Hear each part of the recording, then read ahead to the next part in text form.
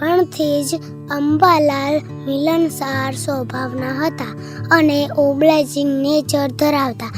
માતાનો obliging nature અને ખાનદાનીનો ગુણ નાનપણથી જ અંબાલાલના વર્તનમાં ઉતરી આવેલો જોવા મળતો. કોઈની માટે પણ વસ્તુ લાવવા મૂકવાનું કામ હોય તો તેઓ રાજી ખુશીથી કરતા.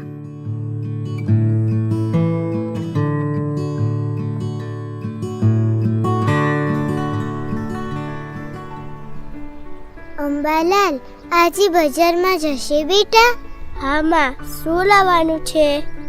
શેર જેટલી તુવેરની શીંગો લાવજે. અને હા, મરચાં ભૂલતો નહીં. તને ભજીયા ભાવે છે ને?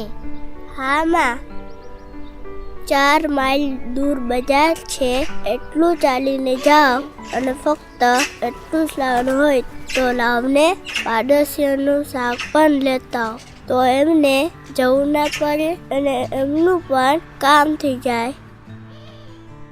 પુનીબા, ઓ પુનીબા. અરે, આ તો ગલો.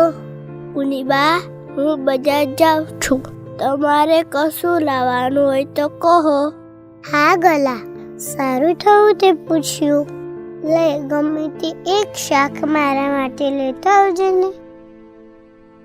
અને ગોલા, આ મેં પોસ્ટ કાર્ડ લખ્યું છે, ટપાલ પેટીમાં નાખતો આવજે ને. હાસ, કેટલા બધા કામ થઈ જશે. હવે મારો ફેરો વસૂલ.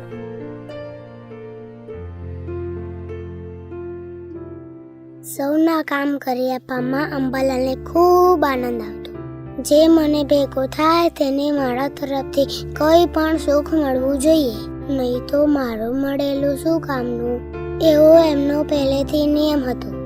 નાનપણથી જ બીજાને સુખ આપવાની એમની ભાવના રહેતી.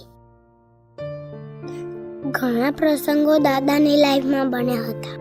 તેથી 22 વર્ષની ઉંમરે તેમના બધા મિત્રો તેમને સુપર હીરો એટલે કે સુપર હ્યુમન કહીને બોલાવતા.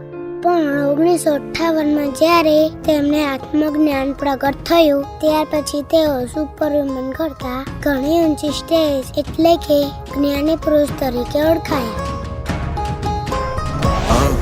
આનંદમ આહો આશયન આદોષમ કાળમાં એ દાદા મળ્યા.